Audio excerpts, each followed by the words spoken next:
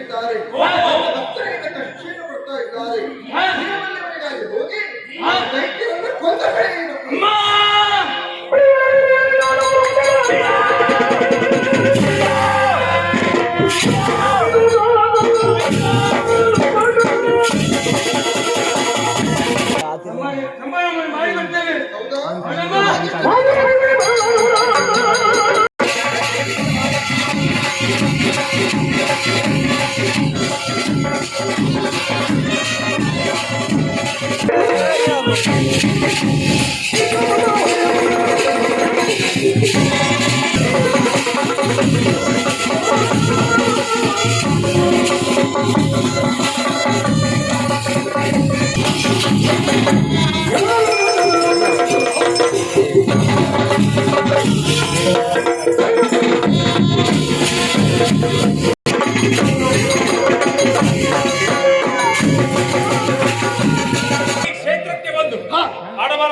ಕೆಲಸವನ್ನು ಮಾಡುತ್ತೀಯ. ಇದು ನಿನ್ನ ಕ್ಷೇತ್ರವ? ಇದೋ ಇದು ಏನು ಬಂದವಳು ಸಾಮಾನ್ಯ ಹೆಣ್ಣು ಎನ್ನುವ ಹಾಗೆ ಭಾವಿಸಬೇಡ. ಯಕ್ಷಿಣಿ ರಣ ಹೇಳಿ ಬಂದ ದಾರಿಗೆ ಸುಂಕ ಇಲ್ಲ ಎನ್ನುವ ಹಾಗೆ ಹೋದರೆ ಲೇಸು, ಇಲ್ಲಂತಾದರೆ ರುಂಡವನ್ನೇ ತಂದಾರೆ.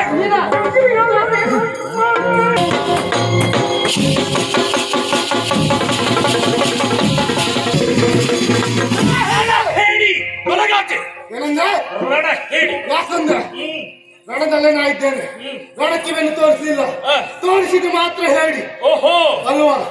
ಮತ್ತೆ ನೀವು ರಣ ಹೇಳಿ ಯಾರಿಗೆ ಹೇಳುದು? ಆ ವಾಕ್ಯವನ್ನು ಬದಲಾಯಿಸು. ಹೇಳ್ತಾ ಇದೆಯಲ್ಲ, ಹೋಗಿ ಹೋಗಿ ಹೋಗುವುದಕ್ಕಾಗಿ ಬಂದವರು ನಾವಲ್ವೇ ಅಲ್ಲ, ಮತ್ತೆ ಕಾರಣ ಉಂಟು. ಏನು? ದೇವರುಗಳು ನಿರ್ಮಾಣ ಆಗಬಾರ್ದು. ನೀನ್ ಯಾಕೆ ಬಂದೆ? ಬಂದದ್ದಕ್ಕೆ ರಣ ಹೇಳಿ ಅಲ್ಲ ಅಲ್ಲ ಛೇದವನ್ನು ಮಾಡೋದಕ್ಕಾಗಿ ಬಂದವಳು ನಾನು. ಹೌದಾ? ಕಳ್ಸದ್ದು ಯಾರು? ಯಾಕ ಬೇಕು ನಮ್ಮಮ್ಮ ಕಳಿಸಿದ್ದು. ನಿನ್ನ ಅಮ್ಮ ಯಾರು? ಮಾರಿಕಾಂಬ. ಓಹೋ, ಇಲ್ಲಿ ಮಾರಿಕಾಂಬೆ ಗುಡಿಯನ್ನು ಆಗಿ ತಿಳ್ಕೊಂಡಿದ್ದೆ. ಜೊತೆ ನೀವೆಲ್ಲ ಸೇರಿದ್ರ? ನಿಜ ನಿಜ ನಿಜ. ನಿಮ್ಮದ್ದೇ ಆಟವಾ? ಸರಿ ಸರಿ. ಆಡ್ಲಿಕ್ ಬಿಡ್ತೇವ? ಓಹೋ, ಏನು ಮಹಾ? ಏನ ಬಿಡಕ್ ಸಾಧ್ಯವೇ ಇಲ್ಲ. ನಾರಿ ಅಂತ ಸುಮ್ಮನಿದ್ದೇನೆ. ಇಲ್ಲಾಂದ್ರೆ ಏನ್ ಮಾಡ್ತೀಯ ಅಂತ ಬೇಡವಾ? ಏನು ಮಾಡ್ತೇನೆ, ಮಾಡಿದನ್ನು ತೋರಿಸ್ಬೇಕಲ್ವಾ?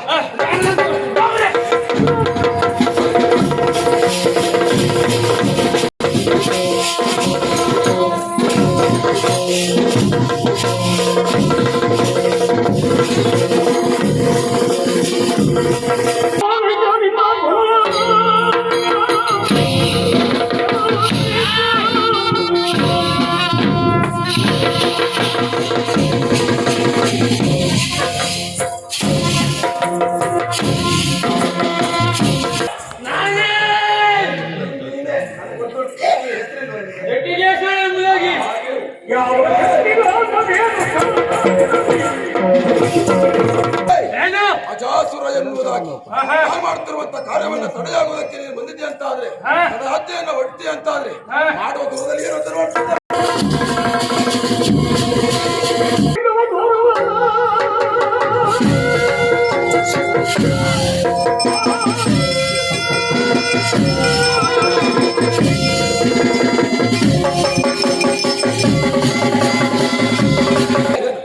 ಹೆದರಿಕೊಳ್ಳೋದಕ್ಕಾಗಿ ಕೂಗಿದ್ದಲ್ಲ, ನನ್ನ ಸ್ವರವೇ ಹೀಗೆ. ಬರುವಾಗ ಒಂದು ರೀತಿ ಆಕರ್ಷಿತವಾದಂತಹ ಸ್ವರ. ಈ ಸ್ವರ ಇಷ್ಟು ನೋಡಿ ಕೇಳಿಲ್ಲ, ಇವತ್ತೇ ಕೇಳಿದ್ದು. ಯಾವತ್ತೂ ಬರುವವಲ್ಲ ನಾನು. ಸಮಯ ಸಂದರ್ಭ ಕೂಡಿ ಬಂದ್ರೆ ಮಾತ್ರ ನಾನು ಬರುದು. ಆದ್ರೆ ಇಲ್ಲಿಗೆ ಬರೋದಕ್ಕೆ ಕಾರಣ ನೀನೇ ಆಗಿದ್ದೀಯ. ಏನು ಧರ್ಮ ಉಳಿಸಬೇಕು ಎನ್ನುವುದಕ್ಕಾಗಿ ಧರ್ಮದೇ ದೇವತೆ ಒಳಗಾವದೆಲ್ಲವರಂತ ಈ ಸಂದರ್ಭ ಅಧರ್ಮಕ್ಕೆ ನೀನು ಮುಂದಾಗ್ತಾ ಇದೆಯಾ? ನನ್ನ ಭಕ್ತನಾದಂತಹ ಅರಸ ಅವನು ಪ್ರತಿಷ್ಠಾಪನೆ ಮಾಡಬೇಕಾದಂತಹ ದೇವವನ್ನು ಹಾಳು ಮಾಡಿದಕ್ಕಾಗಿ ನೀನು ಮುಂದಾಗ್ತಾ ಇದೆಯಾ? ಮಾಡಿದ ತಪ್ಪಾಗಿ ನನ್ನ ಪಾದ ಕ್ಷಮೆಯಿಂದ ಕೇಳಿದ ಪಾದಕ್ಕೆ ಅವಕಾಶ. ಬಂದವ ಯಾರು?